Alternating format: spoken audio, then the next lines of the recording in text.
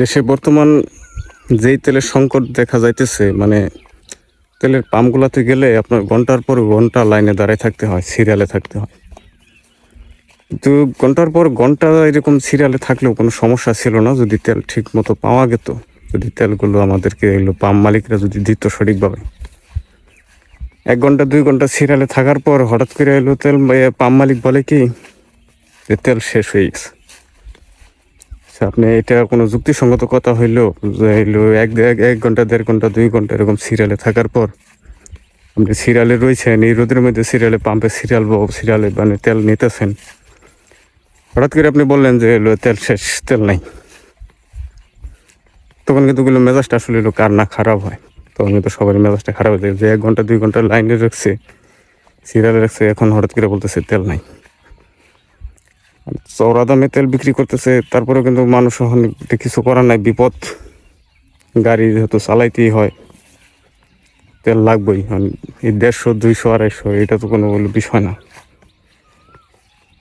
কিন্তু সব থেকে বড় বিষয় হলো যে তেল আমাদেরকে আসলে সঠিকভাবে দিতেছে না কেন পাম্প মালিকরা। পাম্পে গেলে পাম্প মালিকরা বলে কি, মানে খোলা বাজারে যে সমস্ত যে তেল বিক্রি করে বিভিন্ন দোকানে বোতলে করে, এই পাম্প মালিকরা পাম্পে তেলের জন্য গেলে দেখায় দেয় ওইখানে, ওই দোকানে যান, ওই বাজারে ওই দোকানে যান, ওইখানে তেল আছে। ওইখানে তেলের জন্য গেলে হয় কি, তাদের ইচ্ছা মতো একটা আপনার রেট বসায় নেয়, 200 টাকা লিটার বা 170 টাকা লিটার। এই যে একটা আসলে মানুষ হয়রানি, আসলে এই হয়রানির থেকে আমাদেরকে সরকারের তরফ থেকে আসলে কিছু করার দরকার আমি মনে করি। আইন শৃঙ্খলা বাহিনী মাঠে নামা এগুলো পর্যবেক্ষণ করা দরকার, এগুলো একটু অ্যানালাইসিস করার দরকার। লাভ করুক, কিন্তু লাভ করলেও একটা লাভের একটা লিমিট থাকার দরকার, একটা সীমাবদ্ধ থাকার দরকার। যেগুলো আসলে করতেছে এগুলো কিন্তু পুরা একটা সিন্ডিকেট, পুরা একটা দুর্নীতি। একমাত্র এই যে জানে যে এইগুলো করলে দেখার মতো কেউ নাই। আইন শৃঙ্খলা বাহিনী কি করবে, আসবে 2-4-5-10 হাজার টাকা হাতে ধরাই দিব, পাম্প মালিক চলে যাব। কিন্তু এইখানে আসলে হয়রানি তো আমাদের মতো সাধারণ মানুষ যারা, তারা কিন্তু হয়রানি হইতেছে, প্রচুর পরিমাণ হয়রানির শিকার। আমি মনে করি এটা আসলে সরকারের পক্ষ থেকে, আইন শৃঙ্খলা বাহিনীর পক্ষ থেকে এটা একটু পর্যবেক্ষণ করার দরকার। একটু এদিক সেদিক আইন শৃঙ্খলা বাহিনী এই বিষয়ে একটু তদারকি করার দরকার। বিভিন্ন পাম্পে গোয়েন্দা সংস্থার লোক পাঠিয়ে দেওয়ার দরকার। যে সমস্ত পাম্পে এই ধরনের দুর্নীতি হইতেছে, এদের বিরুদ্ধে আসলে আইনগত ব্যবস্থা নেওয়ার দরকার।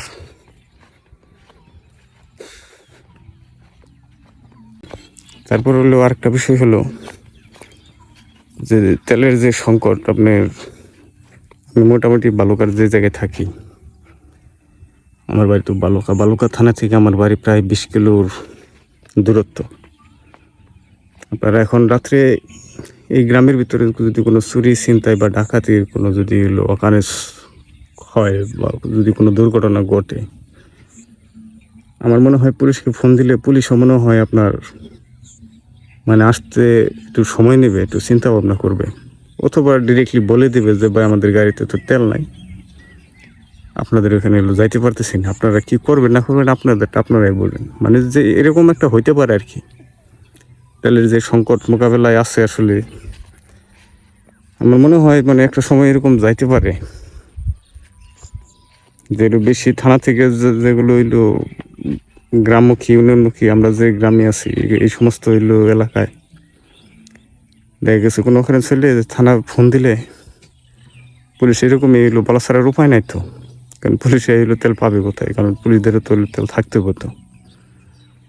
তেল যদি না থাকে, নাকি আইন শৃঙ্খলা বাহিনীদেরকে আসলে আলাদাভাবে কোনো তেলের কোনো সরকার ব্যবস্থা করছে কিনা আমি তাও জানি না, আমার বোঝার মধ্যে হয়তো ভুলও হইতে পারে আবার। তো আমার এটা মতামত, এটা মন্তব্য, এটা আমি আর কি প্রকাশ করলাম।